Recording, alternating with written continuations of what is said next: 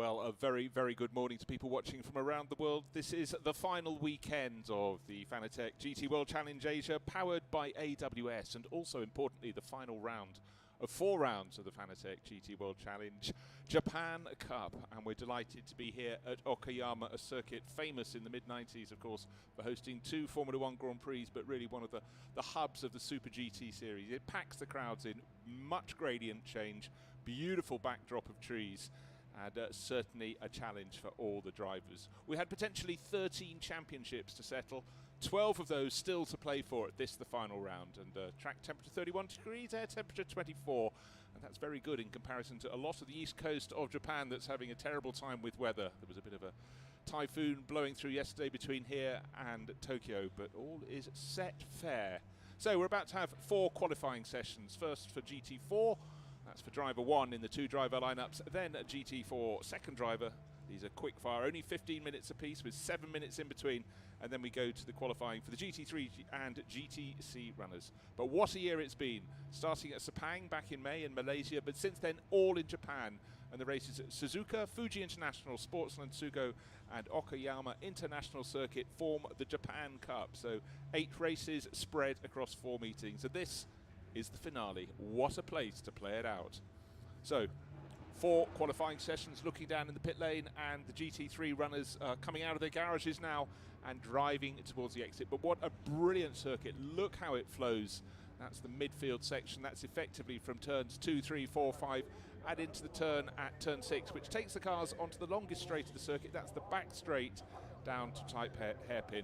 Second longest straight is the one we're looking at now. That's the run out of turn 13 on this 2.3 mile circuit. That's 3.7 kilometres. And sweeping down to turn 1, and it's quite narrow, so the drivers are going to have to pay attention. There's a white line on the right-hand side of the circuit. If they decide to cross that, the stewards are already watching. They've all been told that in the driver's briefing. So in GT4, we've got a mix of 3 Mercedes, 1 McLaren and a Toyota, and one of the front runners is this one, the GTO racing team Mercedes, Brian Lee and Hideto Yasuoka, and that is running in the silver AM class. So even GT4, which is the subclass of GT3, lower performance car, is split into overall to silver AM, that's a silver rank driver and an AM driver, and the AM class. That's why there are so many titles to be battling for. Outright though, do you want it any closer at the top of the field? There are 50 points still to play for. And look, the top 2 crews, Kozolino and Kimura in their Ferrari from Car Guy Racing, and Prince Jeffrey Ibrahim and Nick Foster for, racing in their Mercedes. 108 points apiece, and a real outside chance, Naoki Yokomizo in his Ferrari on 79 points. He needs the others to trip up. There is a twist I will get to later as to why it's equal at the top of the table, after something extraordinary happened last time out at Sugo. Now here's the only driver with something in the bag already. This is Masayuki Oyama, who Akiland Racing Toyota Supra. He already has 1 title in the bag because he's the GT4 AM champion, and managed to complete that. The only driver who could challenge him is his own teammate, Masayuki Ueda, so he won't be able to topple him. But everything else is all out there to be picked up here, and one little slip-up could be all it takes to settle some of these titles. The points are allocated: 25 for first place, 18 for second, 15 for third in the sort of international system, and then it runs on down to 1 point for 10. So 25, 18, 15, 12, 10, 8, 6, 4, 2, 1. Now one twist you don't always get in championships around the world is success penalty. In brief, if you win a round of a race in the rounds of the championship, for the next race you have to spend an extra 15 seconds at the pit stop. If you come second, an extra 10 seconds, and likewise if you were third in a race, you pick up a 5-second penalty. And that, let's face it, in a championship as tight as this, could really be the difference between winning on the track in theory, having the speed to win on the track, but being pegged back 15 seconds. So it could make a difference between actually having the speed to win and coming in second or third, and obviously that will slide the championship round. So all the teams aware of that. They've got the allocation of 15 seconds at a standstill, and it was the Toyota we saw earlier with Oyama on board, the Akiland racing car, which I think is just driving under my commentary position. They're about to go out onto the circuit. Out they go. 15 seconds, yes, for the white, yellow and black Akiland Racing Toyota crew. have that in mind. Of course, that's just for race 1. That then gets cleaned out, and whoever wins race 1 will get the 15-second for the final race of the year, which will be here at Okayama tomorrow. Q1, it says at the top of the little timing flash at the top of the screen, 15 minutes. And as you can see, the outlap around these 3.7 kilometers, 2.3 miles, takes a while. Get the heat into tyres. Out of turn 6, the long hairpin, there's the rise onto this back straight. So you can see car 33, which is the Team GMB Mercedes in the background. Car that's not been with us all year, SRO Motorsport. Good to have them back with their glorious-looking McLaren 570S. That's Yoko Suzuki and Masataka Inoue. Quite a few red flags in practice yesterday, and it seems there's a little sequence of corners, turns 3 and 4, an S, where the cars were just going a bit too deep and going through rotation. The McLaren's on that short infield loop behind the paddock between turns 9 and then turning uphill into turn 10. The silver, red and grey McLaren. Car number 17, SRO Motorsport. Just had one race with us in the championship so far, so it's Yuko Suzuki. He'll be sharing with Masataka Inoue, who obviously has great success on the national racing scene. Down through the final couple of corners, turn 12, turn 13, then opening onto the start and finish straight. So the outlap is complete. Let's see how quickly they've got the temperature into their Pirelli rubber, what sort of pace they can set around this short, twisty and very, very technical racing circuit.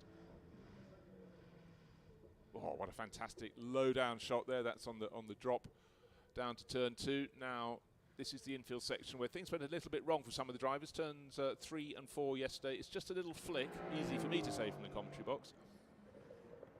And then braking hard, staying to the outside of the circuit, turning into turn 6, which, as you can see, goes on and on and on. It's a long hairpin, but it's also a rising exit, so that can exacerbate things if people are running a little bit wide. Fun to steer is their unwelcome cabin mate.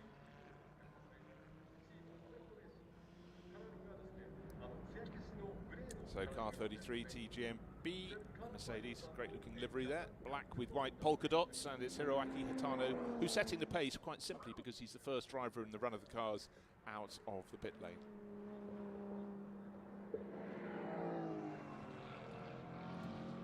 And waiting for Hitano to get to the second of the timing intervals. Of course, he's setting what we call a purple time on the timing screen, which is fastest of all because he's the first driver to get them on a flying lap. But as he goes around already, Brian Lee, the driver from Taipei in the GTO racing team, Mercedes, that's the metallic blue one, great looking colour on that car, is improving, albeit by very small margins over the pace that Hitano's setting. Early days yet. Now let's see what the first flying lap will be on the board. So it's going to be about 1 minute 43. Let's have a little look. 141.534. I think that may, well, yes, it's going to be picked off by Brian Lee. He's set the fastest first sector, the fastest second sector. Comet Racing here as well. That should be Sakai coming through. He's about to start. That's going on to his flying lap. Comet running also in the GT3 class as well with a Honda NSX, but the Mercedes is their GT4 runner, and at the moment Sakai on the outlap. So just the 5 cars in the GT4 class. And it does look as though it's going to be the second flying lap that's a better one. Just seen the Akalan Racing Toyota coming through to start a flying lap, still weaving around, trying to get heat into the tyres. So Makayoshi Oyama, actually that was his flying lap, 1 minute 47, but he's not taking it anywhere near as seriously as those 2 front-running Mercedes who are 6 seconds faster. Oyama clearly reckons it's the second flying lap that's going to count. Kazuhiro Sakai pressing on for Comet Racing, but just bear in mind this is his flying lap, and it must be said taking it very, very cautiously at the moment. That timing interval is certainly showing that he's not yet prepared to nail his colours to the mast. He, like the Akalan Racing Toyota, is being driven with caution around this second lap, building up, still just under 10 minutes remaining, but certainly looking at the angle of the car, Sakai is leaving a lot of space between him and the curbing. Beautiful weather this morning, but there were flurries of rain yesterday. You do not want to be going on the grass. That will still be damp. So Hitano, with his second flying lap, goes to the top for Team GMB. I would think Brian Lee will pick that off. Best time so far, 1 minute 39, so he's improved by best part of 2 seconds. And just waiting for Brian Lee to come through to see if he will go back to the top of the charts. Here comes Brian Lee out of turn number 12, downhill drop to turn 13, the final corner of the lap. Yeah, he looks so he's going to gain the best part of a second over the pace of Hitano. So it's Mercedes all the way at the moment. Lee flashing down the start-finish straight. Will he get to the 38? Let's have a look. 38.4, so he's best part of a second clear. 0.947 of a second clear. So that's a very, very good lap from Brian Lee. And don't forget, if you're new to the GT World Challenge and the Japan Cup, it's a 2-driver race, and this is the qualifying session for driver number 1, who will start race number 1, and the second session will be the time will be set by driver number 2, who will set the qualifying time for tomorrow's grid for the final race of the 2022 season. But it's about the speed in the 1-hour races combined across the 2 drivers that really counts. Of course, some are silver AM lineup, so you have a higher ranked driver and an AM ranked driver who'll be with a bronze ranking, and of course you do expect the big difference between them. But it's all about having a balanced driver pairing if you're going to take outright GT4 honours, and it's exactly the same in GT3.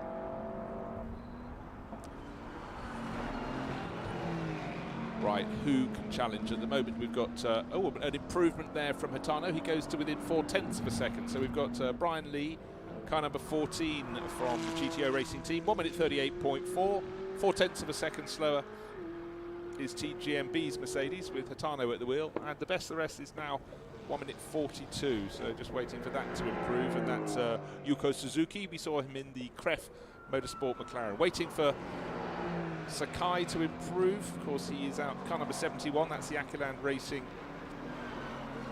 Sorry, Sakai has just improved. He's gone to 3rd place. I looked at it, jumped up the timing screen. So that's the Comet Racing Mercedes. So it's Mercedes first, Mercedes second, Mercedes third. See if you can spot a trend there.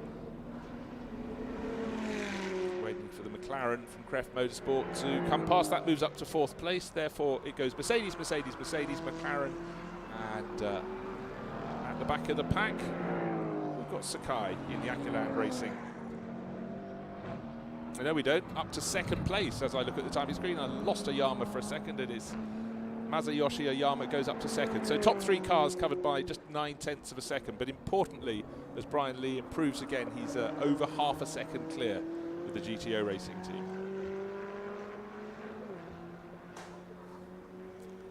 Now, who can fight back? Hitano's pushing on, is improving in the first sector and the second sector. He's now down to 3rd place overall. And will improve. How close will he get? He has to get into the 1 minute 37s if he's going to challenge for pole position.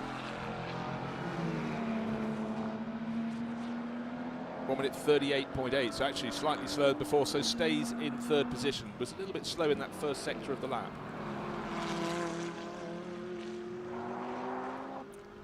Now 2nd fastest, after that much more cautious beginning than a lot of his rivals.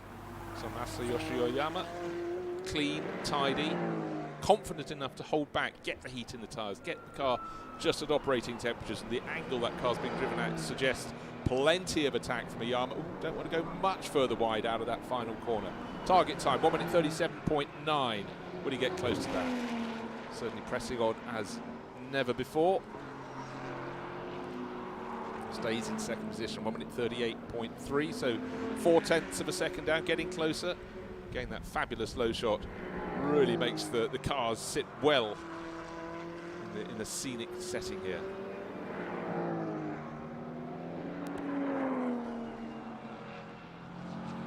As you can see from the graphic, the cars in 2nd, 3rd and 4th are all fighting, and 5th are all fighting for the Japan Cup. Brian Lee isn't eligible for that.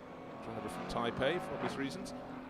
But he's the driver at the top of the time charts. Suzuki is starting to make his presence felt. That's that's Yuko Suzuki, the GT4 Motorsport McLaren. So now we've got Mercedes, Toyota, McLaren, and then 2 Mercedes, showing how the order has really, really shuffled around. Sakai at the moment needs to get a move on in that grey and yellow Mercedes because he's at the bottom of the pile. 5th at the moment, 2.2 seconds down. The rest all covered by less than 9/10 of a second.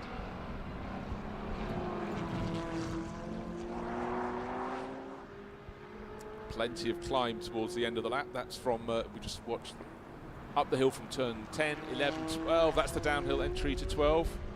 Very short, little straight before you get to turn 13. Sweep onto the start-finish straight. Don't go too wide. Nice, neat, tidy by the driver at the top of the charts. This isn't going to be an improvement for Brian Lee. He's done the work early on, but another good lap on the board. Really starting to sense the challenge from Okayama here. Masayoshi Okayama pressing on for Akiland Racing. He just, oh, we've got a spinner down at the first corner. I think it's the Comet Racing Mercedes. Let's have a little look again. It looked to be grey in colour. That would make it Kazuhiro Sakai. Turn 1 does tighten on itself. So a good avoidance there from it is the Comet Racing Mercedes. Fortunately for him, there's nothing coming down the start-finish straight, so hopefully the car, yeah, looking for signals from the marshal, is being moved back across the circuit and can continue on its way. But good thing it wasn't a packed field of cars, because sitting where he is, he's in quite a little position of danger there. Still no one on the start-finish straight. He has got it going, but that was a really long time to pick it up. And unfortunately for him, by the time he gets around to the end of this lap, he'll only have really a chance for one more shot down the start-finish straight before the checkered flag is out.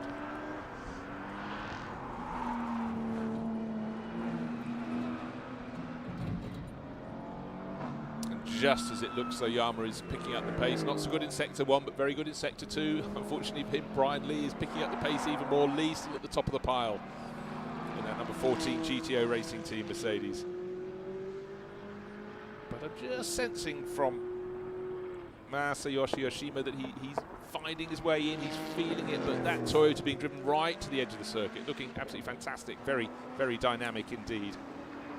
So he's just 0.3 of a second down at the moment. Can he claw some more of those back? Very, very good towards the end of the lap, but still that target time, well, no, drops away at the end of the lap. Middle sector's good, but he's got time for this lap, and possibly, actually, yes, he can squeeze in one further lap beyond this. So he's using the 15 minutes very, very sensibly.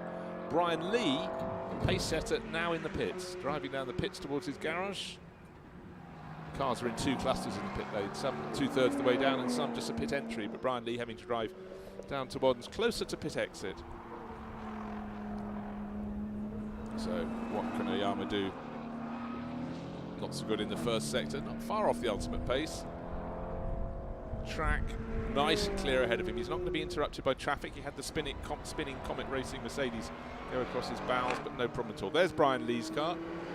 So clearly they're not going out again in this session, which is actually good for his teammate Hideto Yasuoka, because that does give him more time to have a debrief and for the team to get the car ready. There's only 7 minutes between Session 1 and Session 2, so those minutes could be invaluable.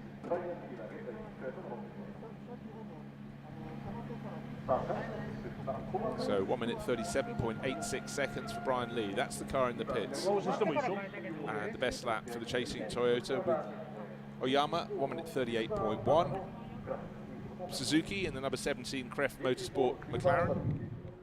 A little bit slower, 0.8 of a second down, and a whisker under a whole second down. Matano, who's also, as you can see, just driving into the pit lane. That's the Team GMB Mercedes, leaving just 3 cars on the track. If anyone's complaining about traffic, ignore them. And at the moment, Comet Racing not helped by that spin. Kazuhiro Sakai is the wrong side of 1 minute 40. So he's 2.3 seconds down, but the top 4 covered by 1 second. It's not much, is it?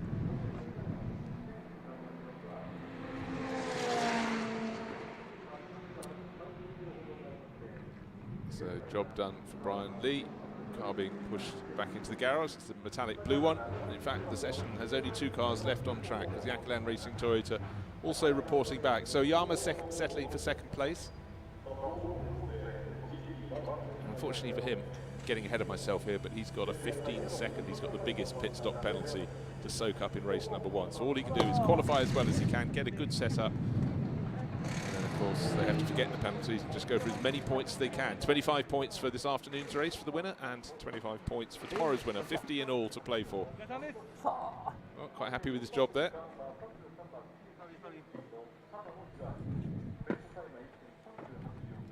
Now we're getting improvements from the Comet Racing Mercedes. 1 of 2 cars still out on the track. It's got below 1 minute 40, so Sakai picking up the pace after his little rotation down at that first corner.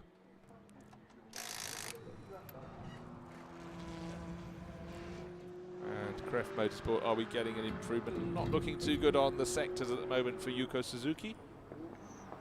But again, this team hasn't done all the rounds, so it's actually all about track time at the moment to get back in the swing. The Kref Motorsport McLaren did just the opening race in Japan. That's Suzuki. Didn't attend the first race of the championship in Malaysia at Sepang, but just that first race at Suzuki. Missed Fuji, missed Sugo, but good to have it back, and good news, it's looking very good for the Japan Cup element next year. Certainly the Japanese teams have really supported the championship this year, and their own cup will be part of the championship next year. So there is the checkered flag, and it was more like just a reconnaissance lap there for Yuko Suzuki there, because certainly not close to the very best. So there is the checkered flag, and the first pole of this meeting goes to Brian Lee, so I can tick that one off in the box. Another good job for the GTO racing team with their Mercedes. They've been really solid all year.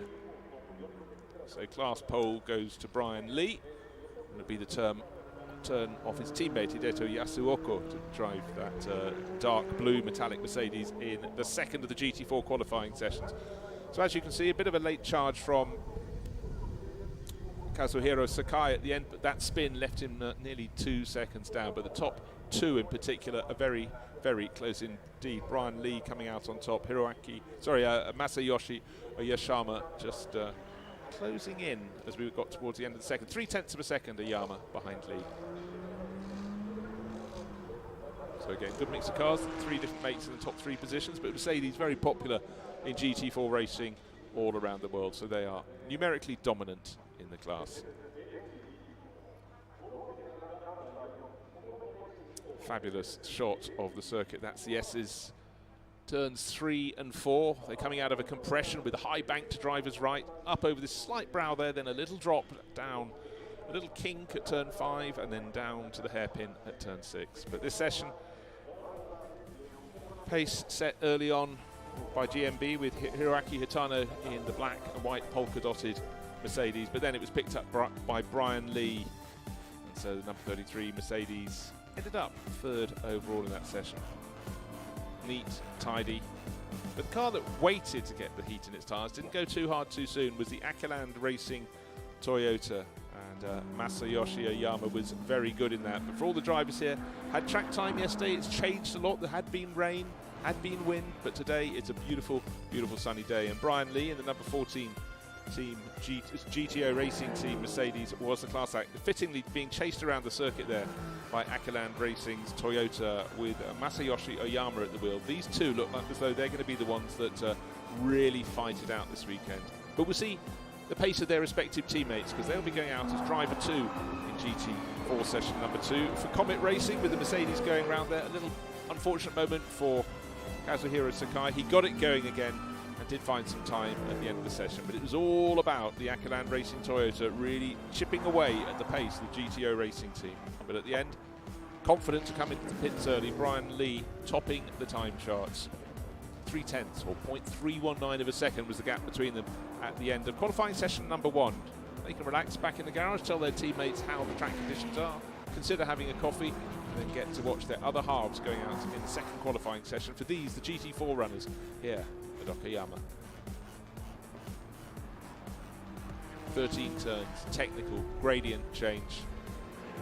That's just for qualifying. Wait till the cars get on the track. They'll suddenly find when they're all out there, it's going to become even narrower. But it's great to be here in the mountains of southwest Japan. And Okayama, of course, a track with a rich history. And this will be another chapter here. And great to be visiting it with the GT World Challenge Asia. And great too to have the Fanatec Japan Cup, something that's growing and growing with a mix of cars. And we had 3 different manufacturers in the GT4 class. And we go to GT3, the big brothers. We've got 10 different manufacturers, so an incredible array of cars, 11 across the 2 classes, but right now it belongs to GTO. Quick fire action. By the time the highlights package is over, the cars are already starting to trickle down for qualifying session number 2. Who is it going to be? I'll give you a choice of Masaki Fujii, who's driving the 4 Comet Racing Mercedes. It could be Hideto Yasuoka, who takes pole for Mercedes number 14, as his teammate did for GTO Racing Team. In the McLaren, we've got Masataka Inoue, could be a real favourite for KREF Motorsport in his McLaren. That's car number 17. Car 33, probably the first onto the track, it should be Shinya Hosokawa. That's the Team GMB Mercedes. And for Akiland Racing, it's Masayuki Ueda. It's in the number 71 Toyota. So 5 drivers, 5 cars, 15 minutes. How's it going to shake out?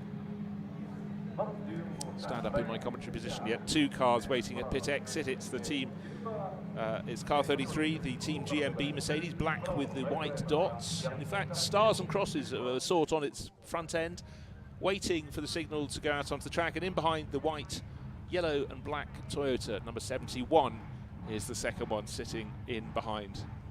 Mountains all around the circuit, covered in trees. In about a month's time, or maybe not even that long, it'll suddenly be a very different array as autumn arrives, but certainly the weather is very, very kind to us here on the Saturday at Okayama. A little bit of steam coming out of the back of the KREF Motorsport McLaren that's being pushed back towards its garage, hopefully nothing untoward.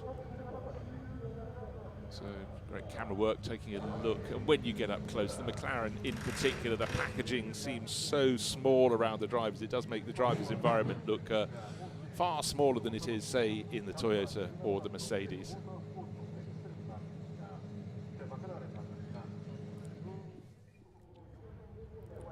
So just waiting until 10:12, and I think we've reached that moment. So I think, yeah, cars now about to go onto the, there we are. The clock already counting down from 15 minutes in this session.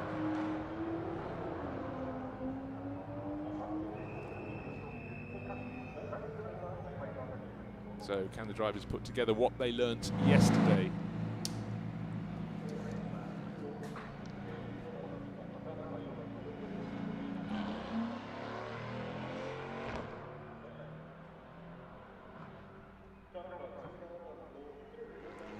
Well, the interesting thing for me is that the car that was first into the pits during the first qualifying session for driver 1 is still sitting there. Now it's getting going. I thought this would be the first one on the track, but GTO Racing Team very, very confident with their Mercedes. Brian Lee's taken the pole for today's race, and this is the 5 drivers in the 5 cars going out to see what they can do about the grid for the final round of the championship, be the 10th race across the 5 rounds of 2022. But of course all these drivers will be out this afternoon racing in race 1. 1 hour of race action, which will kick off the race starting at 14:50, and tomorrow's race is earlier. It started at 11:40. That might have some different weather accordingly, and certainly the track temperatures will be continuing to rise. Before the start of the first session it was 31-degree track temperature, but of course it's going to rise if it stays sunny, and it looks set fair for that through the remainder of today, and then we'll see what tomorrow holds.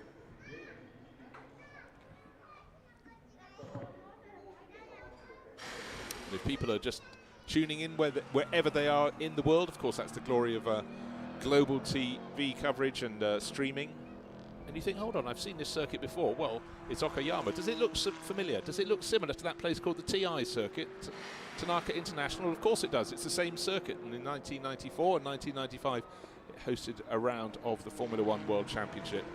And of course, in 1994, on that first visit, there was battling, particularly between Williams, that was Ayrton Senna, and Ferrari, and that was, sorry, Benetton, and that was Michael Schumacher. And there were all sorts of incidents in the race, and this is when Senna just couldn't get on with getting the winning done, having moved across to Williams. But anyhow, that's so far ago, but it certainly put the place on the map. Of course, it's had a rich history with the Japanese championships ever since, but great for teams from beyond to come and experience this circuit. I think one can safely say that Okayama International Circuit isn't in the most obvious of positions. It's not particularly near any of the cities. It's nestled in a tight valley, surrounded by trees, surrounded by hills, but it does provide a fantastic backdrop for the cars.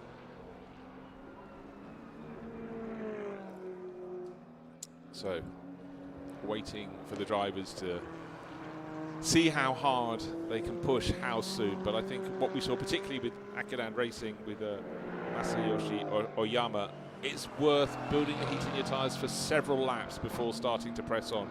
You might feel that 15 minutes are going to go by in the blink of an eye. However, a little caution, a little patience.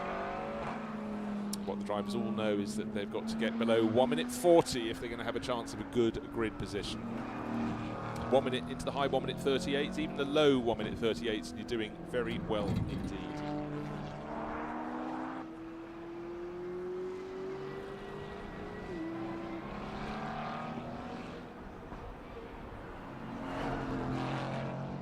Good rumble, great engine note on the Mercedes.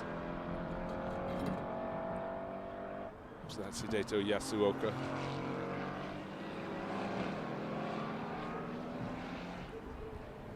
And in the GT4 class, it's been just a really good championship. At the moment, just 6 points between Lee and Yasuoka. That's in this car we're looking at now. And Hatano and Hosokawa, just 6 points between them with 50 points to play for. And Oyama for Akinan Racing is somewhat further adrift. He's 21 points down, but that is possible. But what he needs is more cars in the field, because even if he drives a brilliant race, Oyama in the Toyota, his rivals could finish some way back, but if they're second or third positions, they're only shedding 10 points. And, so it's going to be much clearer by the who's going to win the championship outright by the time today's race is on the board. But all Oyama can aim for is outright victory, and the rest will take care of itself. First lap on the board. I thought the pace just might be set by Hideto Yasuoka. He's in the 1 minute 37, so that is very, very good indeed. Best the rest, well, again, he's the one who pressed on, did a fast first flying lap. The rivals picking up their pace, no one below 1 minute 42. And it is Masataka Ime who's the second fastest in that great looking grey, red and black McLaren from Kref Motorsport. Right, Team G, A and B, what are we going to get from Shinya Hosokawa?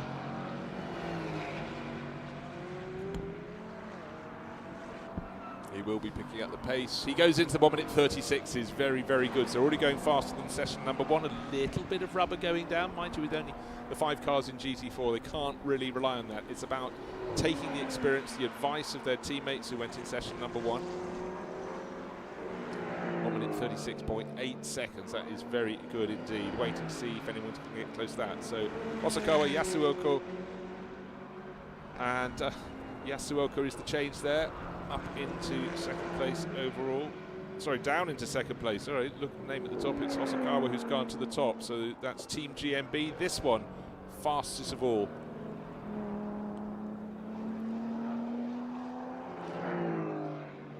Looking very, very comfortable indeed, Shinya Hosokawa.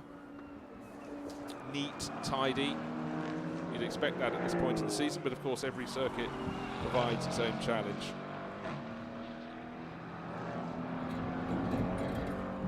Shinya Hosokawa has spread his wings early in his career. Actually, I knew the name was familiar. Came over and raced in Britain in British Formula 3 20 years ago. Time moves on, however.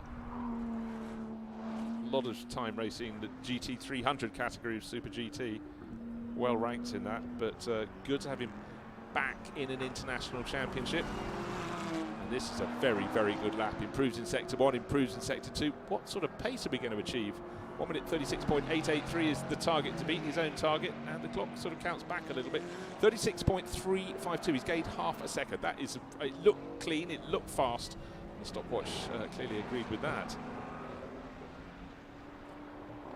0.8 of a second clear at the moment. It's also Mercedes in second place. It's that GTO Racing Team example. Hideto Yasuoka, not quite. In fact, nobody's getting quite close to race the pace setter here. This is very, very impressive from Shinya Hosokawa.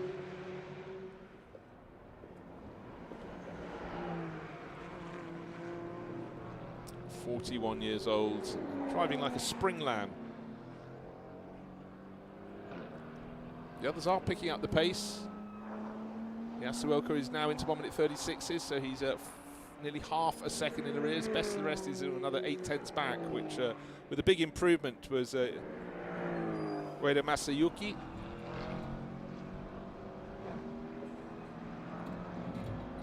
Hosokawa improving lap on lap on lap.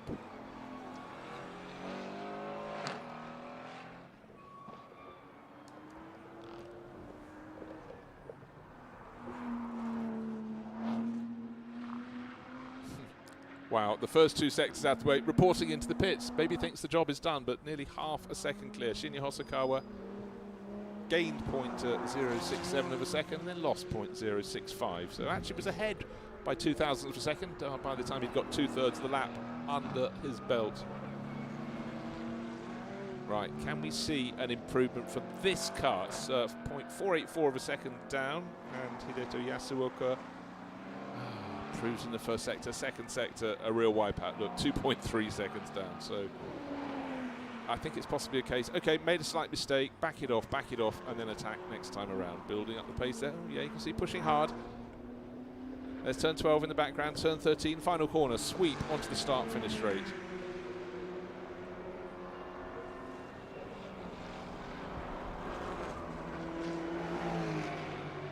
Okay, serious lap is the one that's coming.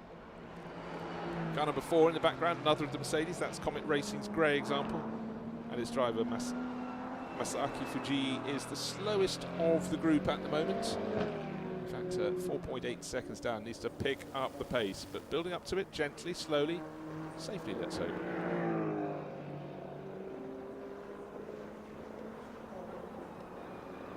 The drivers in 3rd and 4th positions. That's Masayuki Ueda picking up the pace. That's in the Akiland Racing Toyota. And Masataka Inoue in the Kref Motorsport McLaren. They are improving around this lap. They're 3rd and 4th overall. And top 4 covered by 1.1 seconds. But then this big gap back to the Comet Racing Mercedes that's yet to show its form. Still not showing it. This is the car that's dipped in and out of the championship one previous visit, but the bright blue Mercedes in metallic livery has definitely been part of the championship. GTO Racing Team being a big supporter of GT World Challenge, or Blancpain GT Asia as it was back in the past. Now, are we going to see an improvement from the Toyota? Goes across the start-finish line. Not this time around. Competitive, but just a sort of 1/10 of a second down or so here and there. Classic curse, you put your watch on a car and it dives into the pit lane. There's car number 14 coming in now. That's Hideto Yasuoka, second fastest. With 4 minutes left, that leaves precious little time to go out, and I think a lot of the teams are working out, well, second place will do on our grid.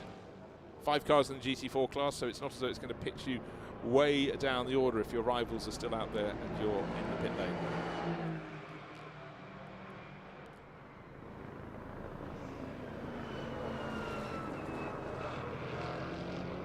The clock is counting down, just under 4 minutes remaining. Comet Racing with their Mercedes really just being driven with such caution at the moment.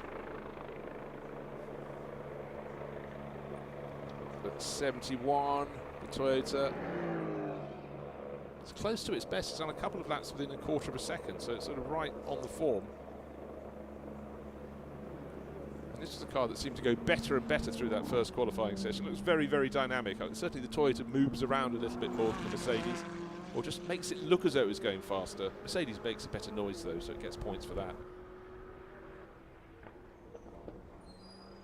So the top 2 cars in the pits. 3 minutes remain in this final 15-minute qualifying session for the GT4 runners.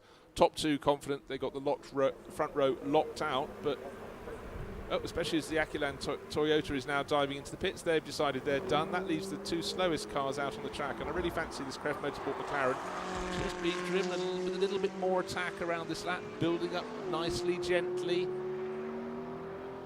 Seems to lose out in the first sector, which is the most technical of the 3 sectors. Best lap so far, 1 minute 37.5. That was a 1 minute 38.2. So really it's sort of now or never. There's time for this lap and 1 further lap. And I dare say, having only done the 1 championship round so far this year, it is about just getting the confidence, the feel back in the car. And Masataka Inoue, of course, great racing family from Japan, with father Taki having competed in Formula 1 and became one of the most popular drivers from Japan to do so, because his sense of humour, often against himself, so self-deprecating, was deeply admired and loved in the paddock. And it's great to see a second generation driver getting out and getting track time and gaining experience.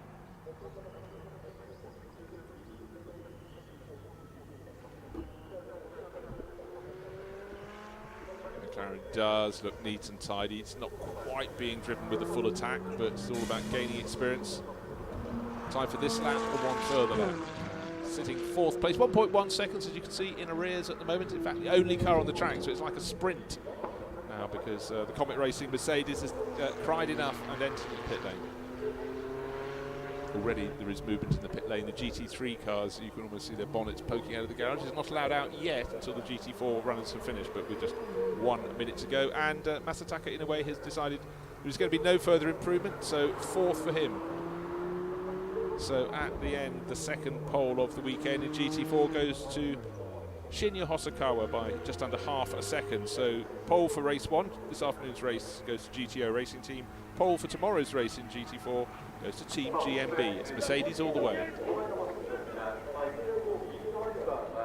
So a beautiful morning here at Okayama. No takers for the final minute of GT4 qualifying.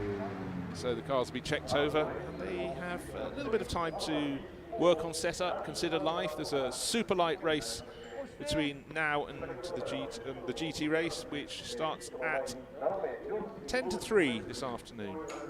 And we'll have a 1 hour blast. So the cars will be pushed back into the shade of the pit garage. The sun continues to move around over the pit lane. Certainly a very comfortable temperature today. Yesterday, when it was overcast and very, very humid, life wasn't so nice. But today it's fresher. There's a little bit of breeze, not much. In fact, as I look out the window, the flag's hardly moving at all. But there is Masataka Inoue climbing out and closing the door on that McLaren 570S. So his job is done for now. He'll be the second driving the second leg of the race this afternoon. But I'm sure for all the teams at this, every single one of the 13 corners, very technical here at Okayama. The flag is waved, the checkered flag, marking the end of the session. Of course, all the drivers had already reported into the pit lane. But because the format is exactly the same, 15 minutes of action, 7 minutes of clear track time, and then the cars go out again. But of course, it'll be the GT3 runners that we see next. And what I mentioned earlier, we have 10 different manufacturers spread across the field in GT3. This weekend being augmented by Lexus RCF. Great to have that on board. Normally competes in the Super GT series. Coming to play here, that's K-Tunes Racing, local team. Sponsorship from Okayama. Of course, this is the Okayama International Circuit. And the other car, even if you haven't seen it, I mean, it shouts at you when it's in its pit garage because it's race livery, bright yellow, covered with a cartoon bonnet. But let's have a look. Shinya Hosokawa taking that second session best time, 1 minute 36.352. That was quicker than the first session, and the track improving all the time. Nearly half a second clear from Hideto Yasuoka, who's in the blue Mercedes that took pole for the first of the races. And the times, it really does look as though it's between the top two. That's for tomorrow's race, but of course, this afternoon, as the graphics drop away, it's Mercedes, Mercedes, Toyota, McLaren, and Mercedes. The second.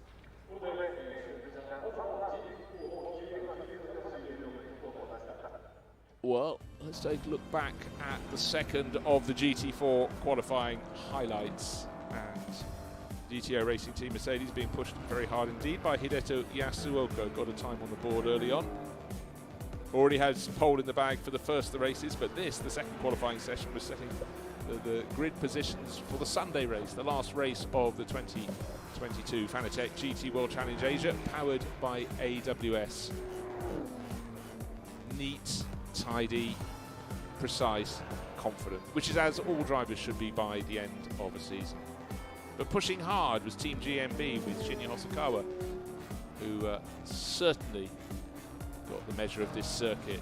13 turns, around 3.7 kilometers or 2.3 miles if you're using imperial measurements. And the Mercedes drivers, or Mercedes cars, looked incredibly well balanced around here. You can see just undramatic when driven out towards the edge of the circuit. Certainly the Toyota and McLaren looked a little bit more dynamic, but the stopwatch wasn't lying. And Mercedes were dominating both sessions.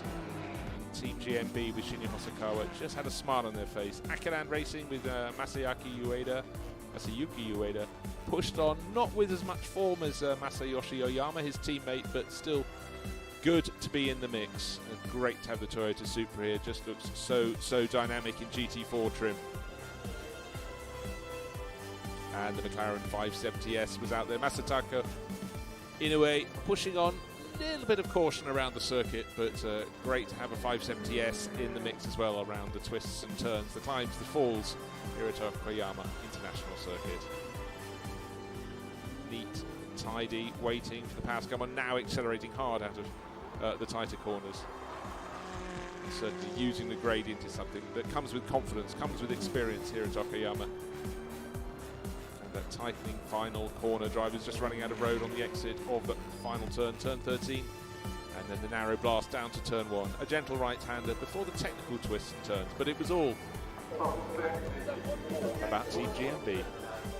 Shinya Hosokawa, fastest of all, and the car pushed back into the garage, but now the GT4 runners replaced by the larger segment of the field, the GT3 runners, more flamboyant to look at, bigger wings, greater liveries, faster too. Let's wait and see what sort of pace they can manage.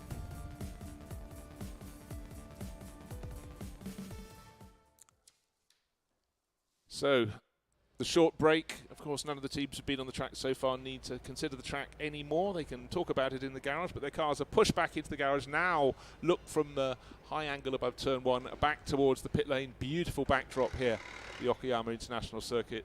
The big guns are being brought out to play. Just mentioning the fact we've got so many different manufacturers. Just running down from the top of the entry list, listen to this. McLaren, BMW, Honda, Porsche. That's just the top 4 runners. Then we've got a Lamborghini, we've got a Ferrari. More of the same. Corvette, Chevrolet Corvette C7. You'll hear it before you see it. That's Banki, who'll be getting the first session, and Shinji Takai. They both turned out for bingo racing at Fuji early this year, but they were driving a GT Cup class Porsche, so life is changing. And going on beyond there, we've got D-Station Racing with the Aston Martin Vantage, a big favourite, and the Lexus this weekend from K-Tunes Racing. So a real spread of manufacturers, and of course a pair of Mercedes as well from 888 JMR. So a considerable spread of manufacturers here for GT Asia, Fanatec GT Asia, and it's a great sight down to the pit lane. The noise level will go up, the speed will go up. Not long until the first cars should be at pit exit. That should be at 10:37, so we're only talking 5 minutes away from now.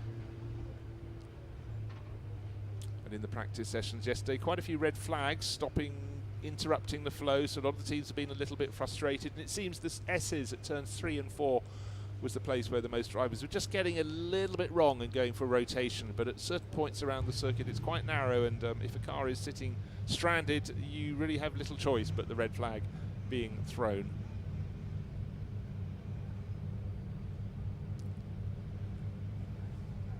So all is set. 2 15-minute sessions of qualifying coming up for the GT3 runners. Now, let's just run you down the points. Let's go back to what happened at not so long ago, the previous round at Sugo.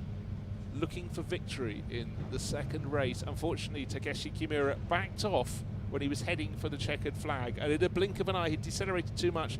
Instead of victory, he was passed by 2 runners. Instead of 25 points, he got 15. So not only did he lose 10 points, but his rivals gained more points against that. So it was a big swing in the championship. But now he and his teammate, Kei Cosolino, lead on 108 points, but don't lead by anything because it's the same score for Nick Foster and Prince Jeffrey Ebrahim. It's 108 plays 108. And for Naoki Okamizo, he's on 79 points. Still has a mathematical chance, but you've got to say it's going to take perfection for Yokomizo and his teammate at Car Guy Racing because... Sorry, not Car Guy Racing. I've got Yogibo Racing. He's sharing with Kyoto Fujinami. Sorry, it's the blue and yellow Ferrari. Now, who's going to be first from pit lane? It's going to be car number 18. We've got 2 Porsches down there. From EBM Giga Racing, that's car number 8 in second place in the queue, but car 18 at the front of the queue, so that's the Thai driver and an all-Thai lineup. Kantadi Kusiri will be first onto the circuit. So 2 Porsches, and then in behind them, car number 16, SRO Motorsport McLaren. So it goes. Then the two dark blue, very handsome looking Mercedes next in the queue. They're from 888 JMR. In behind them, the treble 7 car, Car Guy Racing, leading the championship, equal with one of those two Mercedes, and it's the one that is number 99, Prince Abdul Rahman Ibrahim, Prince of Johor, and Nick Foster will be going out in car number 99. They're equal on points in the championship. And the outside shot is Yagibo Racing, Naoki Yokomizo, Kyoto Fujinami. Look out for car number 47. It's pale blue with the big broad white stripe up its middle, the red and green Italian colours on the outside. Well, it is a Ferrari. The car, two cars behind, new to the championship. We've got the back of the penultimate position of the queue. It's very loud and it's certainly very proud with its race livery. Yellow, multicoloured car, the Chevrolet Corvette C7. And in behind, from K-Tunes Racing, a plain livery, all white. It's going to be very quick indeed. I'm really looking forward to seeing the K-Tunes Racing Lexus on the circuit. Masanori Nogami should be driver number 1. Morio Nitta, very experienced Morio, will be the second driver in that car. Still a few more cars to join the queue to go out onto the circuit as well. In fact, just looking up the other blue, sorry, it's the other blue Ferrari that's sitting on the apron. That's LM Corsa. Just noticed Yagibo Racing. Sorry, it's a long way off. Car number 27. There it is in its pit garage. Just nosing out of its pits garage, waiting to come out. So if you're a fan of the prancing horse, Yagibo Racing, turquoise with the yellow stripe up the middle. Car number 27. LM Corsa, mid blue with the red, white, and green flash up its middle. That's car number 60. And 777. No introduction needed for Car Guy Racing. It's bright yellow, luminous yellow, with a black stripe up its middle. That is the one that shares the lead in the championship. For Yagibo Racing, they've shown great flashes of speed this year. Victory in the first of the two races at Sugo, but really got a little bit hurt in the championship by finishing 15th in the second. So the session is underway, and those two Porsches at the front of the queue blasting off. There's Yagibo Racing. Let's go. Let's see what can be delivered. So plenty of positivity up on the pit wall.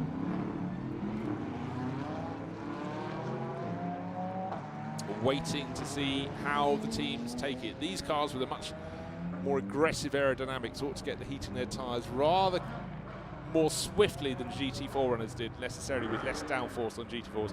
Oh wait, you can see the Chevrolet coming out, a flash of colours, but I'm just waiting for the roar, the rumble going beneath my commentary box. It is a great sound. I think we need more cars like that. And the Honda NSX from Comet Racing, car number 70. Looking quite cool, calm and collected. Still waiting for Yagibo Racing to come out and play, but we've got 14 cars out on the track. More to follow, that's for sure.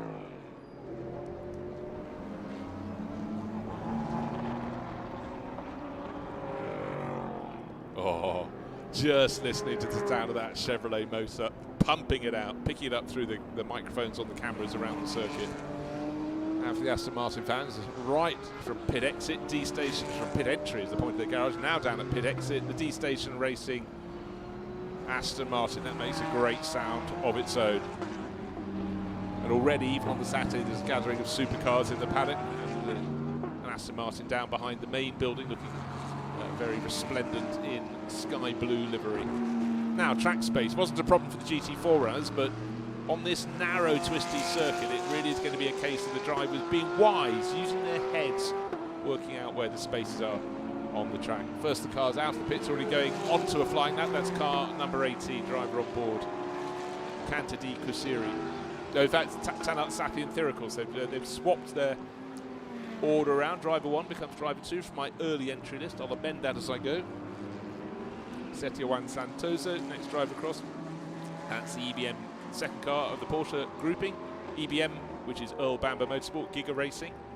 Showing that with New Zealander Reed Harker, but it's Santoso at the wheel at the moment. Oh, you can see how hard that car's being pushed by Santoso, snaking under braking for turn 6, and the long uphill right-hander. If you think there's a bit of a climb at turn 3 at the Barcelona circuit, forget it. There's way more into the quite similar corners, a bit tighter here than turn 3 at Barcelona, the Circuit de Barcelona Catalunya, as it's called now. Right, Car Guy Racing pushing very hard, very early on indeed. So we'll see what sort of form we get out of that one. 2 cars in the pits. Banky is one of them. That's in the Chevrolet. There you can see it. And Yamaguchi as well, doing an out lap and an in lap, using plenty of caution there. Yamaguchi is in the plus with BMW Team Studi, that great-looking BMW M4. Seems to dwarf some of these other cars. I'm looking at a group photo last night. It just seems as though it was another 20% larger. Right, who cares what size they are? It's all about what pace they can set. Tanat, Sathi and Thirikul pushing on. Be interesting to see their pace relative to the GT4. The best of the GT4s was a 1 minute 36 point, I think, 5. Already 1 minute 36.4 on a first flying lap, but there's going to be so much time gained. 1 minute 33, there we are, gets readjusted. For some reason the clock runs past the start finish line, but 1 minute 33, and this is just the beginning. So it's power to Mercedes from Ferrari at the moment. So Takeshi Kimura, there he is, treble 7, Car Guy Racing. Yeah, looking really, really cool, calm, smooth. Interesting sort of multi-turn approach to turn number 6 there, just trying to find the feel in those front tyres in particular, turning in, feeling the feel over the rise, and then all the way down to turn 7. Slightly downhill entry, as you can see, then it drops through the corner. Then the tight infield section, turn 8. There it is, the left-hander, another turn to the left, a little bit tighter at turn 9. In some ways, you know, it's a little bit like the descent from the high parts of the Red Bull Ring. Now it's the equivalent to the bit behind the paddock. And then, in fact, of course, then it changes. Instead of going an uphill at S, here you go to a tight left. There's the tight left, that's turn number 10, followed by an even tighter right.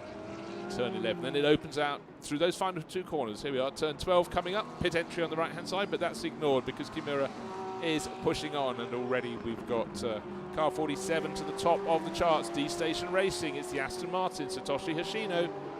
1 minute 31, this is more like it, 0.9 seconds. Jeffrey Ibrahim, what's changed? Kimura has gone to the top, the Ferrari goes to the top, 1 minute 30.4. It looked good, it was good.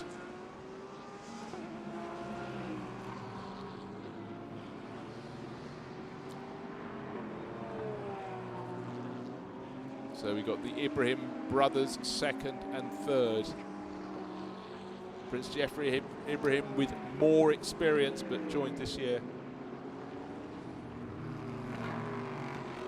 by his younger brother, who's sharing with Jasmine Jafar, and that's Prince Abu Bakr, who's in car treble 8, and he's really come on in leaps and bounds to be just 0.4 of a second down on his brother, but 1 minute 30.40 seconds from the Ferrari from Car Guy Racing, treble 7, Takeshi Kimura. That's impressive. Now this is the driver, the less experienced of the Ibrahim brothers, the princes from Johor. Wow, he's really, really finding his form. He's got to find 0.4 to catch his brother, but looking good. A little bit close to the Porsche in front, but that's lapping at a fairly decent pace. No, that shouldn't trouble him. That's car number 18, which is from AAS Motorsport. It's Tanat Safi and Thirikul. He's down in 7th place. In fact, he's 3 seconds down, so yes, it could obstruct him. And below 1 minute 30 we go. The Aston Martin goes to the top. It was top. It was knocked away by Kimura, and as Kimura goes around another lap, Satoshi Hoshino goes best, and then that number 18 Porsche we saw just in shot, in fact, tops all of them by under a 1/10 of a second. So Tanat Sathi and Thirikul, he's done the most laps. He's got 4 laps on the board. Suddenly things are starting to tighten up. Right, 1 second between the fastest car and I think it's the car in 6th place. Covers. Yeah, Setiwan Santoso is in 6th. He's just a whisker under a second away from the ultimate pace, but it's chopping and changing. It was Ferrari, it went to Aston Martin, and it's now with Porsche, and that's Tanat Safi and Thirikul. Top of the pile, 1 minute 29.7. For Hoshino, 1 minute 29.8. Porsche from Aston Martin, Mercedes in the mix as well, and Ferrari now into 4th place. It's chopping and it's changing. Top 4 positions, 4 manufacturers. That's very, very good indeed. But Porsche at the top of the pile.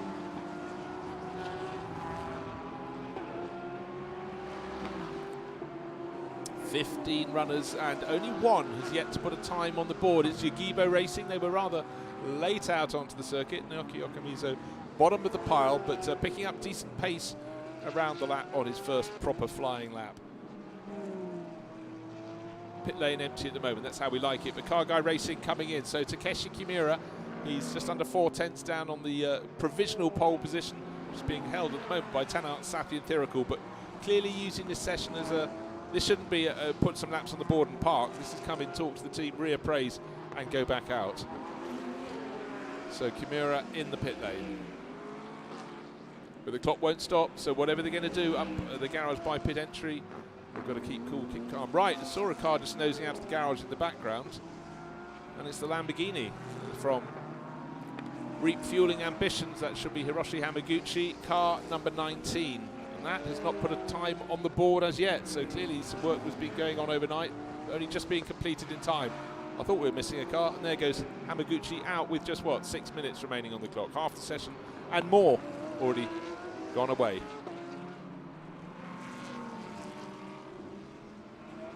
Where is the time going to come from? Very, very good lap from Tanat Sathian Thirikul to just be a whisker ahead of car number 47, the D-Station Racing. It's the black Aston Martin with the green flashes, Satoshi Hoshino. Oh dear, we've got a spinner, and the McLaren goes around, and that's not a good place to be. That's Team Uematsu, car number 2. And that was in 11th place overall. And that was Yudai Uchida. So unfortunately, it's that final corner that's such a tricky corner. And you see drivers running around and hooking a wheel in the gravel, and he's in fact only got part way around the corner, hidden from my position by that Autobax gantry, but luckily the TV angle shows there. And are we going to go to flag? Yes, red flag is out. It's unfortunate you got that downhill, not a steep downhill drop from turn 12, the penultimate corner, but the car is sitting almost dead ahead, so I suggest that was lost coming into the corner, not the traditional moment where you run out of road on the exit. Now, bear in mind, of course, we've got some cars already in the pit lane. For Car Guy Racing, that's good. It gives them a bit more time to work on the car. But for Hiroshi Hamaguchi, who'd only just gone out onto the circuit, hasn't even set a flying lap there. That means when they go out, look, just under 5 minutes remaining when the red flag was triggered. That means they're going to have time. They have to go back out, get some heat in the tyres, and have one flying lap. So that's been an absolute nightmare for Hiroshi Hamaguchi. Maybe his teammate Mineki Okura will have more luck next time around. Now, K-Tunes Racing, how have they fared? Well, at the moment they're 16th. They're the last of the cars that have set a flying lap. They're 8.5 seconds off the pace, but you'd suggest that Masanori Nagami was going to go out and have a go. Oh gosh, it was lost very, very early in the corner, looking at that replay. When you're sideways as you come into the corner, all is not right. But it's not a long run down the hill from turn 12 to turn 13, and somewhere just sort of at the turning point. Unfortunately, maybe turned in a bit violently, but the McLaren rotating, not deep in the gravel there, but clearly in the way should anybody else lose it. So right decision for that red flag to be thrown.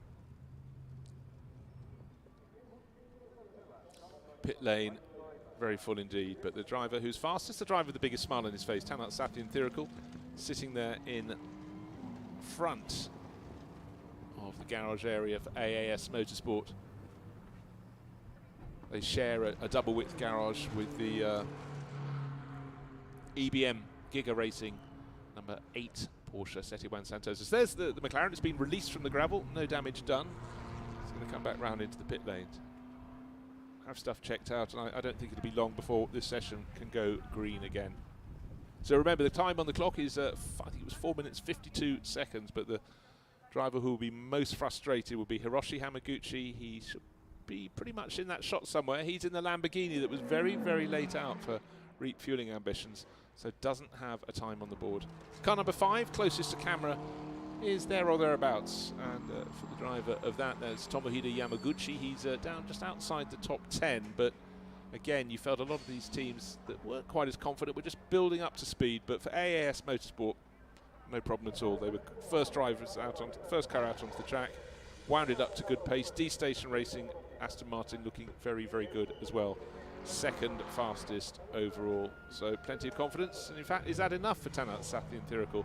I reckon it probably is, because his teammate Kantadi Kusiri is coming over, the fellow Thai driver all ready to take over to do qualifying session number 2. So I think quite a few of the teams will make this decision. They'll go, we'll stick with what time we've got on the board.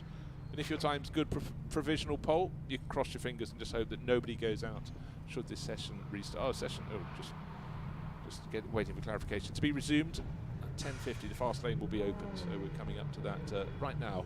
So sudden flurry of cars as I looked at that message. Oh, Comet Racing. McLaren pulls right across the nose the 99 Mercedes as they come down towards pit exit. But it does look as though AAS Motorsport, well, if they put the first driver back in, the car is up on its stands. The sister car is back on the deck for Sesewan Santa. I'll keep an eye on that number 18 Porsche, but everything was about one driver getting out and driver 2 getting on board. I haven't seen if that's been reversed down in the pit lane, but the clock has counted back. It's 5 minutes 48 seconds remaining in the session for all concerned. Right, the Lamborghini that's yet set a time is down towards the tail of about 10 places back in the queue. That's the one that's going to be desperate to make its mark. Now, have we inserted first driver back in that number 18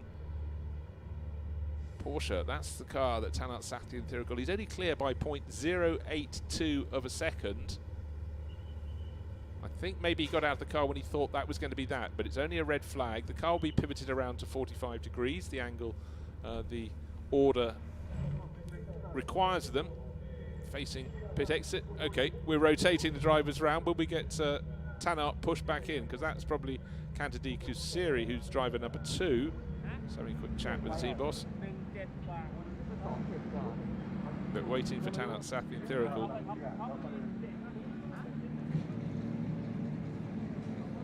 Not looking as though he goes. That's Kantadi. So, just waiting for the signal and see if the time of 1 minute 29.745 seconds can be toppled. There is time, but the driver's going to have to work their space out on the circuit. It's going to be easier to trip up over arrival than not. So, a little bit of caution.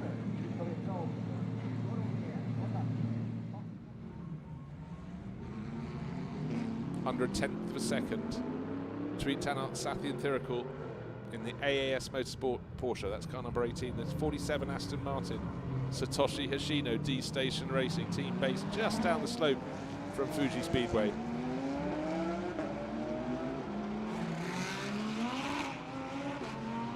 And very, very positive exit for Prince Jeffrey Ibrahim. He's down in 5th place at the minute, but the important thing, he's worked his way to the front of the queue. As the queue left, he stayed in queue order, but he's immediately decided to get out, get past the Comet Racing McLaren. In fact, that's only fair because the Comet Racing car absolutely pulled across his nose to get it out into the fast lane and the pit lane. But having got clear of that, that's possibly quite a good move. So the car that's fastest is still sitting there in front of the AAS Motorsport garage. I think they've simply decided not to go out there. Were they right? Were they wrong? Their advantage is under 1/10 of a second. But the challenge, will it come from that Aston Martin from Satoshi Hoshino, D Station Racing? I rather fancy we look as the loud and very, very bright Chevrolet rumbles around the circuit. I think the challenge is going to come from Prince Jeffrey Ibrahim. I think 888 JMR in their dark blue Mercedes look very potent indeed. Will it come from Car Guy Racing as well? Because at the moment, Takeshi Kimura, car Chevrolet 7, is down in 4th place overall. But with clear track ahead of him, Prince Jeffrey Ibrahim blasts down the start-finish straight. Car number 99, clear track, exactly what they want. That number 18 Porsche going nowhere, still sitting up on its jacks in the pit lane. So I think they're a little premature in taking their drivers out. Flags waving the grandstand opposite the pits. A few fans in here this morning. 1 minute 29.745 seconds to be beaten.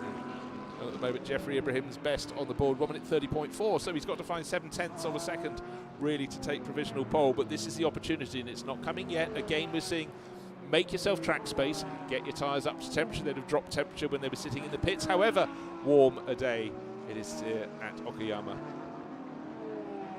But clear track is, I think, the strongest tool of all. Now, of course, Jeffrey Ibrahim can build up the pace, and not worry about cars standing on the track in front of him getting in his way. For Car Guy Racing, their Ferrari is still in the pit lane, so Takeshi Kimura sitting 4th in the charts, maybe thinks that's as good as he's going to get, but with the clock counting down, under 3 minutes to go, he's not going to be able to get out unless he gets to set a flying lap, unless he gets onto the deck right now and moves down, of course within pit lane speed limits to pit exit, but I think that's probably over and out for this first qualifying session in the GT3 category for Car Guy Racing, one of the cars that shares the lead in the championship with the car that we were looking at. We were looking at 99. This is the sister car. It's the 99 Mercedes that's sharing the lead. Nick Foster and Prince Jeffrey Ibrahim, 108 points apiece with Kei Cosolino and Takeshi Kimura. Oh, the Porsche in the background running very, very wide indeed. Gets away with it. That's the Porsche Center Okazaki car. There's the D-Station Racing Aston Martin. That's second fastest. That's in the pit lane. The fastest car is in the pit lane. Takeshi Kimura has just been demoted. He was 4th. He is 5th because Naoki Yokomizo has suddenly got a real move on. Yagibo Racing, they were late out with their Ferrari, but Yokomizo is showing his talent. He's now, what are we looking? He's just 12 thousandths of a second down on that D-Station Racing Aston Martin, so that could improve. Just waiting to see which of here's Yagibo. Great looking car. Unusual to see a Ferrari in something other than red or blue, but this aquamarine coloured car looks very good indeed. He's picking up the pace yet more. He's gained a 1/10 of a second in the first sector alone. He's under a 1/10 of a second down on Tanart Sathi and Thirikul. So maybe that AAS Motorsport Porsche has pole, will have it snatched from its hands. So for Yokomizo, looks as though he's got clean line of sight. He's fastest of anybody in the second sector. 3 sectors make up the lap. He's now in the tight loop behind the paddock. Waiting for a flash to be coming down the hill to the final couple of corners. Just approaching turn 12 now. Turning right again. Will he do better than that McLaren that rotated? Neat, tidy through the final corner. Right, target time, 1 minute 29.745 seconds. I think that one is going to go, unless he did something out of my sight before that third timing sector. Looking very, very good. Surely we'll see a change for pole position. Oh, yes, we do. 29.417 seconds. A third of a second to the good. So that was a really good job. Beautifully caught by the cameras there. You could see how undramatic he was. Just quick. Very quick indeed. So Naoki Yokomizo, Yagibo Racing. He is the outside title shot, and he's really given his championship hopes a massive boost there.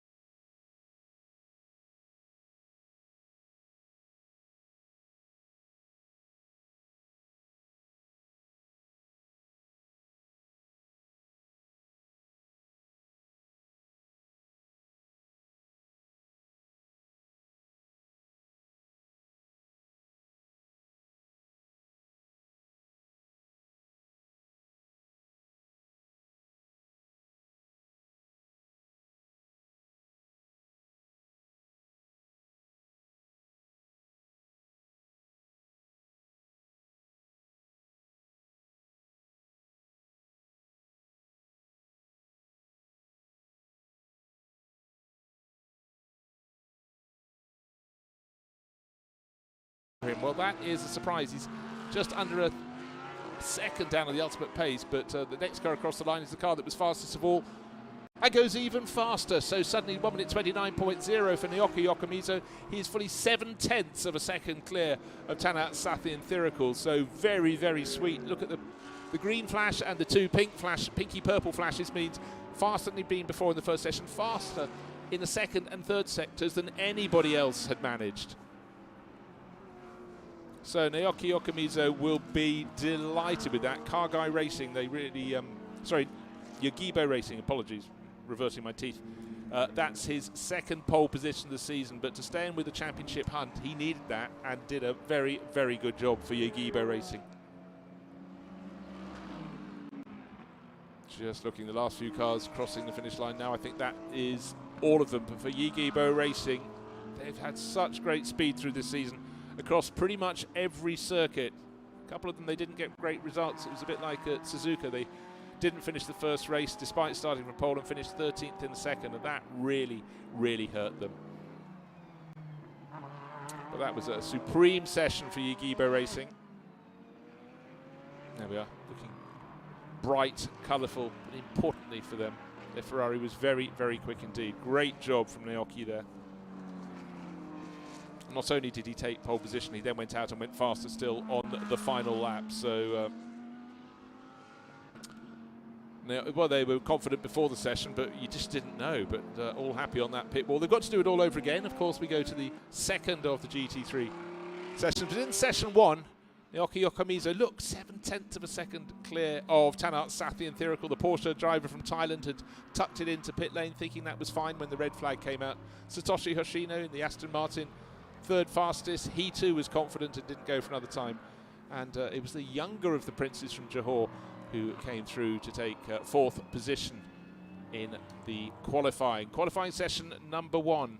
And a great spread of manufacturers at the top of the table. But for Ferrari fans, it's their car at the top. It's Yugibo Racing. And that was not one, but two supremely good laps from Naoki Okamizo. So with age comes experience, and speed was always there for Naoki. And like so many drivers, he started his life in single-seaters, but that was 21 years ago he won the Japanese Formula Toyota Championship, but GT racing has been his bread and butter ever since, and that was a really, really deeply impressive lap. And a few of the likely quick runners, including Car Guy Racing, only good for 6th place overall. And likewise, the number 99 Mercedes crew tilting for a championship. We're running down almost in the middle of the GT3 runners. But for Yugibo Racing, they're the outside shot at the championship. They got the job done here today. Not once, but twice. And that final lap, super, super impressive. I wonder the sun is looking down very friendlily. All right, let's remember that mark, 1 minute 29.042. Can that be beaten in the second of the qualifying sessions for the GT3 runners? I think it's going to be a big, big ask. However, there is another Ferrari driver who might want to go faster, and Kei Cozzolino is going to be out of the Car Guy Racing. That's the bright yellow Ferrari. But maybe it won't be a Ferrari that makes it a Ferrari double here when we go to qualifying session number 2. But great job from Naoki Okamizo.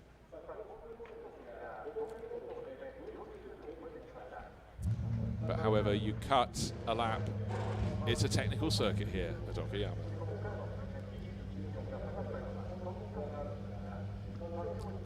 Let's take a look back at the highlights of the session. Car Guy Racing looking good early on. Takeshi Kimura hitting the track, and the important thing, not just the cornering on this technical circuit, was having clear track. It was busy out there. Takeshi pushing on very hard indeed early on, but the ownership of pole position moved around a fair amount. Porsches were very early out onto the track in this 15-minute session, started to set the pace with Tanat Sathyanthirikul going to the top of the pile. But early on, it looks as though Ferrari bragging rights would go to Car Guy Racing, but the sister Ferrari crew, Yugibo Racing, they were late onto the circuit. They bided their time. And when the red flag came out, you really felt for all the drivers who hadn't yet got a time on the board. Prince Jeffrey Ibrahim pushing on hard early on, looking good from Triple Eight JMR. Wasn't to be their day, sharing the lead in the championship with that Car Guy Racing Ferrari, and really wanted a front row start here. There will be success ballast to be handled by a lot of these crews who have been finishing at the top end of the field. So here and now, though, the focus had to be on getting the best grid position possible. Certainly when the McLaren went off at the final corner, brought out the red flag. That was car number 2 from Team Uematsu. I really felt for people who hadn't got a time on the board. There is the McLaren. It was lost between turn 12 and turn 13. Out came the red flag. No other choice. Lost so early, as you can see. Beautifully caught by the cameras there. Off into the gravel. Not far into the gravel, but enough to be sitting in a position considered to be dangerous. But then Tanat Sathyanthirikul got out of his car in the pit lane and didn't get back on board.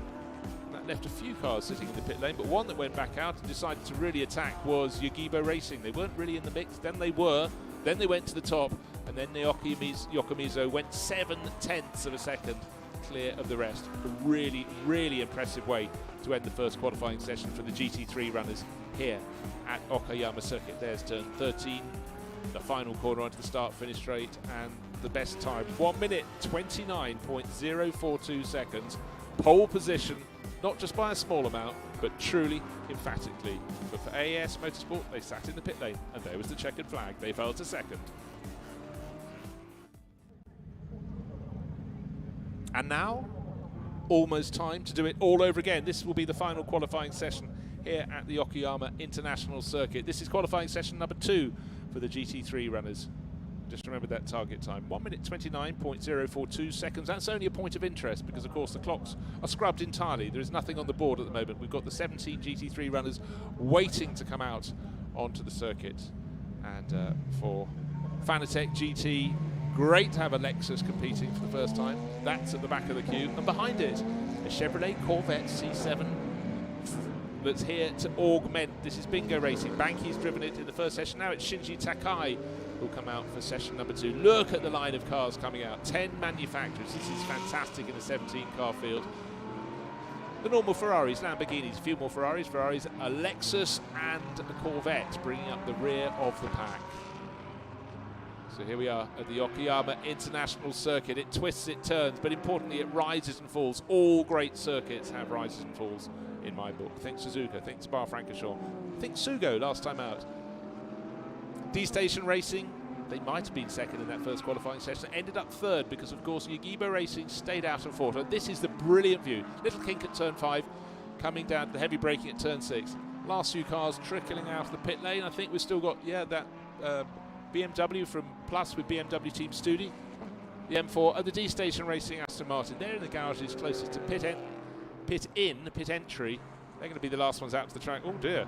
One Ferrari diving inside another, so that was kind of a 60 LM Corsa. That would be Shigekatsu Wakisaka thinking, I need track space, but you just don't want to clash. But in all honesty, the driver I'm really looking for in this session has got to be Kei Cozzolino. It's got to be the real star alongside his teammate Takeshi Kimura. A gold ranked driver. Takeshi is a bronze, so of course it's an unfair comparison. Very, very good as teammates, but Kei Cozzolino, he seems to drive sometimes on another planet. However, let's see the times as they come in. Of course, it's an outlap for these drivers. Look, they're still working to heat into their tyres, still not pressing on. They're weaving here, weaving there. And the driver, Shigekatsu Wakisaka, in that blue, white, red, green Ferrari, is the only one overtaking because he found himself coming out halfway down the pack. He doesn't want other cars around him. The Lexus in the background has got space, but these two cars, the Aston Martin and the BMW, were the last few cars onto the circuit. Right, okay, for a lot of the drivers, the experienced drivers like Cozzolino in that Ferrari, they know what they're doing. They've been out, they've just checked the circuit, they've taken the old tyres off, new tyres going on. The Yagibo Racing Ferrari in as well. That's Fujinami as well, Kyoto Fujinami. The Chevrolet comes in as well. They don't have as experience at the top level as the others, but they know how to work through a program. So sight a lap for the driver, change the old rubber off. Nick Foster, let's see what he can do. He's been super strong all season. Of course, sharing with Prince Jeffrey Ibrahim, they share the lead of the championship. They've got 2 wins on the board. They won the first race at Sepang and they won the second race at Fuji. Great charge by the Australian, dipping a wheel onto dirt. Just might as well check it out. That was the run from turn 11 to 12. 12 completed. 13 put a tick in that box as well. So the 888 JMR Mercedes running in tandem. The first flying lap, proper flying lap, will be on the board any second now. And it's Foster from Jasm and Jafar. So 1 minute 28.9 seconds. That's already faster than the best lap in session number 1. That was a 1 minute 29.0. For Naoki Yokomizu. Now it's the turn for Yagibo Racing for his teammate Kyoto Fujinami. Fujinami not got a flying lap on the board as yet, but it's Foster from Jafar. It's 888 JMR Mercedes from 888 JMR Mercedes. So they were quick out of the pit lane, team working that position very well indeed. And they're going faster still on this lap. There they are, running line astern. Jafar in 888, Foster in 99. Those two Ferraris just out of the pit lane. Remember, they did the outlap, reported to the pits. Fresh rubber on, out onto the circuit. Car number 27's got Kyoto Fujinami and Kei Cozzolino, the driver I think who's got the potential to be quickest of all for Car Guy Racing, is in the 777.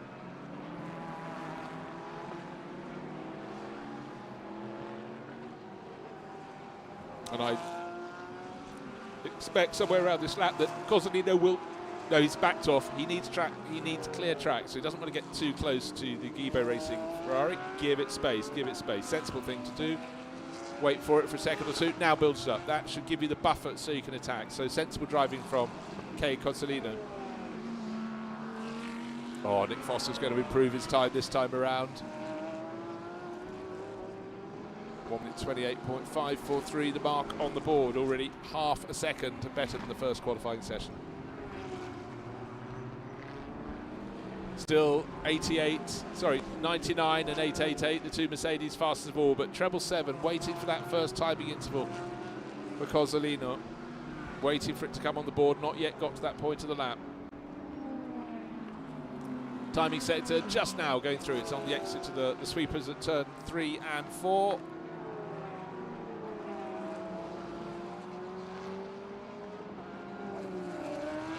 And it won't be the best lap yet. Next time around, perhaps. So yes, he's improved by 0.3 of a second, but not relative to the Mercedes. They're quicker through the first part of the lap. And again, this lap, Nick Foster goes faster still. Another driver who's setting very good pace goes faster even than Foster in that first timing second. Sector is Reid Harker, the New Zealand driver, sharing with Setiawan Santoso, the EBM Giga Racing Porsche. So it's the Kiwi who's quickest at that point. Kay Cozzolino definitely picking up the pace in his Ferrari, but his best surely will be next time around. But he's got Harker tucked in behind him, so potentially two of the three quickest runners at this point of this session are running line astern. In fact, Harker looks as though he's got more speed at the moment than Cozzolino. He's caught right up with him. Now the Ferrari's starting to open up a little bit, but catching the Gibo Racing Ferrari needs a bit more space. Oh, a dilemma for him. And the D-Station Racing Aston Martin goes faster than Foster. Tomonobu Fujii clear by 0.2 of a second. So the black and green Aston Martin top of the pile. Foster second, Jasmine Jafar third, but the two 888 JMR Mercedes do everything together. They lap the circuit together, they're in the pits together. D-Station Racing, Tomonobu Fujii, who has entertained me royally watching the World Endurance Championship in recent years. Early laps of the race, you look for someone to overtake, you look to Fujii. These colours famous around the world for D-Station Racing, team from Fuji.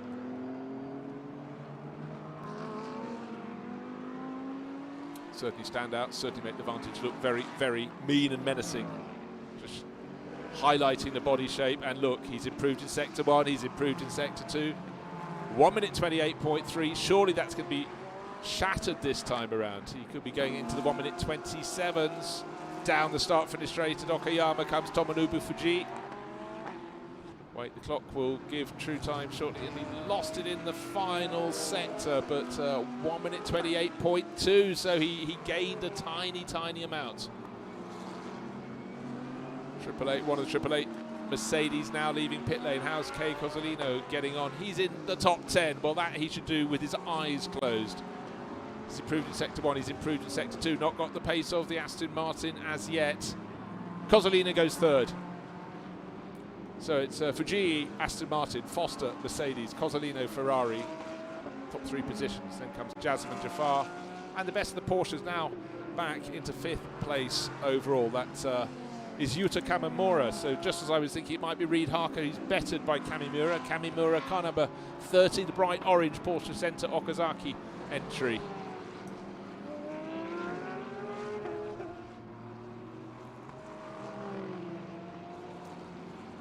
Now, the ominous sign in that shot of the two Ferraris has nothing to do with the two Ferraris. It's the Mercedes in the background warming up a fresh set of rubber.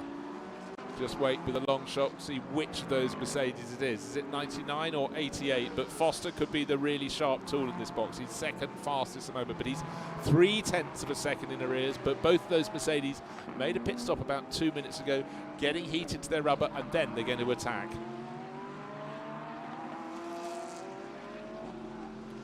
So Kay Cozzolino, clear track for once. He's third. And Cozzolino coming in. He was improved in the first timing sector, but their program obviously includes another dive into the pits, fresh rubber, then go back out.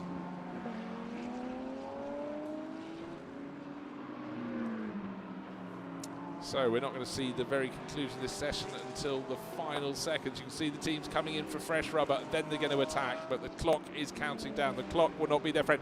Big change, say up to third place overall goes Seijiara, all those years of experience, and he's put the BMW. It's not really been at the sharp end of the championship, and now suddenly for BMW Team Studio with plus the best results so far. In fact, they did improve last time out. Sugo, of course, they had a fourth and a second to go with a third place from early in the season, but they're picking up the pace at the sweetest of moments. And Seijiara is going even faster this time around. He's only a thousandth of a second down on second place. Look how close it is. Second, third and fourth. 0.307, 0.378, 0.379 of a second down. It is super, super close. Nick Foster really working the heat into his tyres. He's really going to maybe put it together next time around. With 4.5 minutes remaining, the car guy racing Ferrari down onto the deck. Right, they've got their work cut out, but this is when the times are going to tumble. Never does the pit lane feel longer than when you're creeping through, trying not to speed, waiting for the moment when you can open the throttle, get back on the circuit, but of course the clock continues to count down.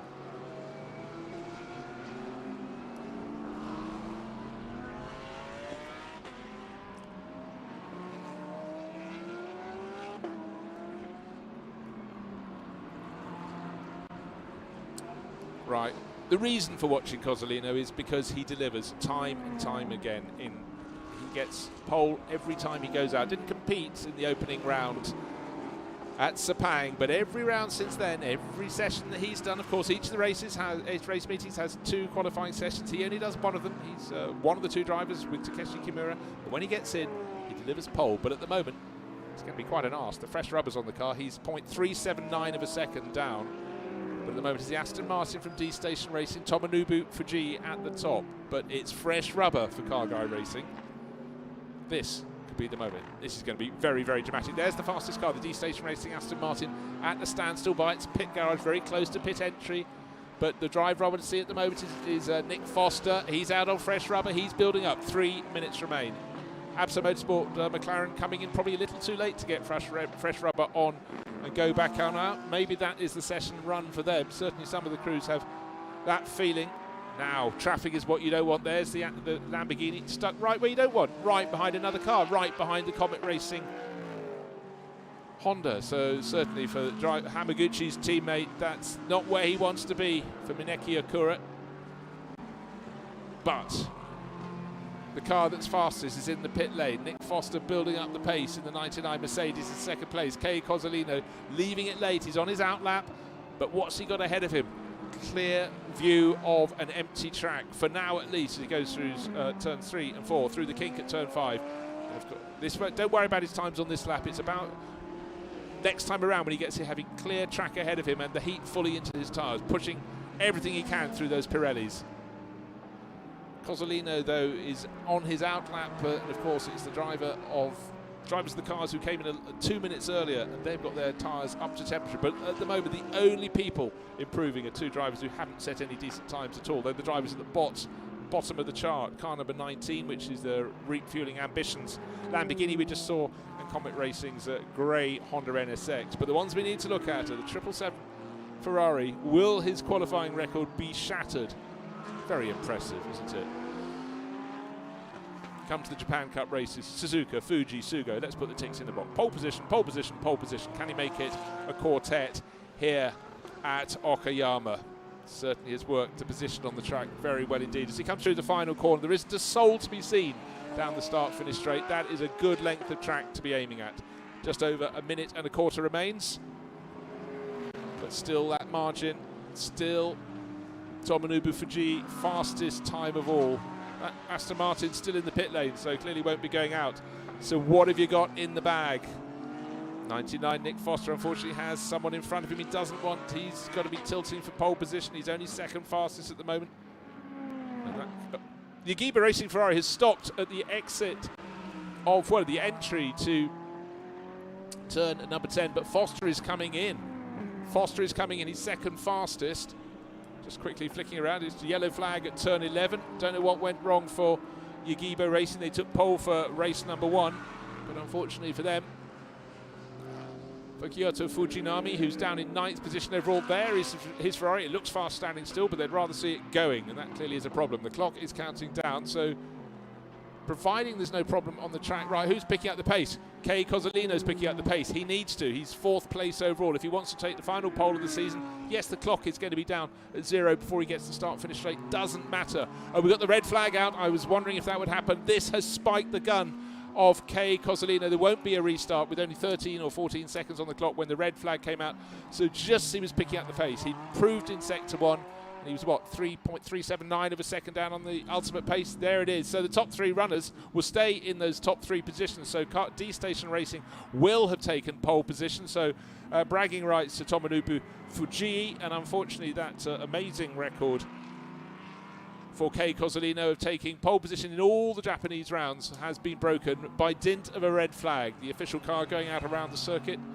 So at the end of it all, Tomonobu Fujii from Nick Foster and Seiji Ara, who did such a good job for Plus with BMW Team Studi, the only BMW M4 GT3 in the race, and it was quite late out into the session, worked the traffic, worked the tyres, and did a really good job. But for D-Station Racing, there is their black and green Aston Martin.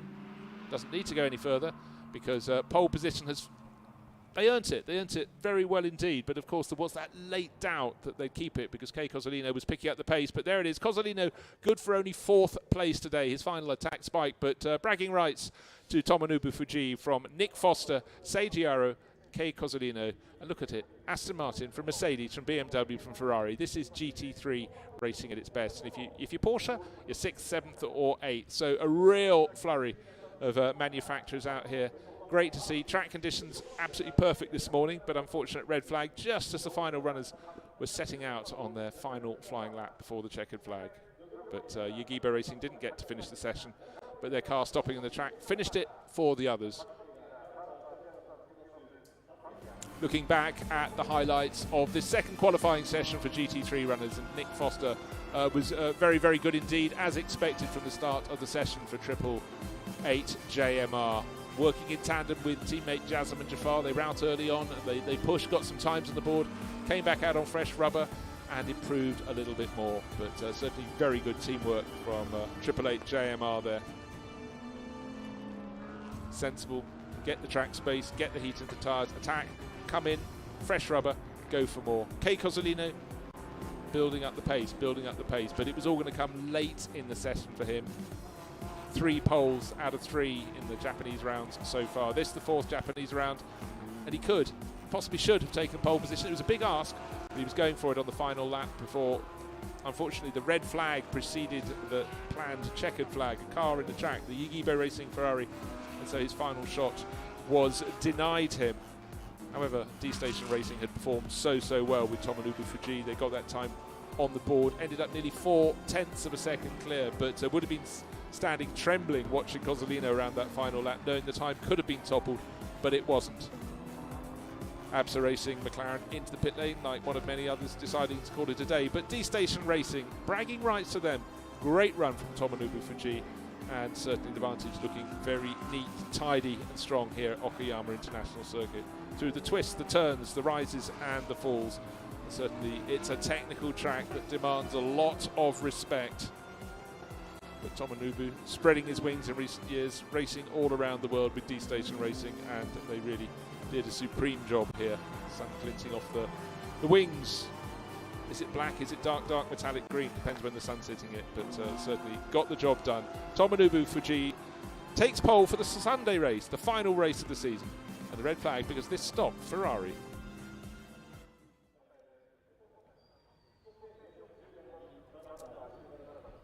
So for the teams now, a chance to take their cars back into the cool of the pit garage, as the pit lane now in almost full sun. And there's the answer. It's not black. It's deep metallic green. Looks black sometimes in dark light. But D-Station Racing, they went out, had a job to do, and they got it done. This mix of 10 manufacturers competing in GT3, fantastic in a field of 17 GT3 runners. And you can see the smiles in the garage. Tomonobu on the right-hand side, and Satoshi Hoshina, his teammate, all smiles with his overalls rolled down. Theirs is the pole position for the final race. Race number 10 of the 2022 Fanatec GT season here in Asia. And it was a job well done. It was technical, and they worked the session very, very well indeed.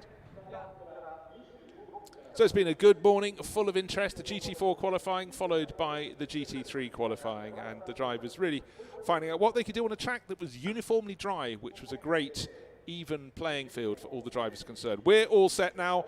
Come and join us this afternoon.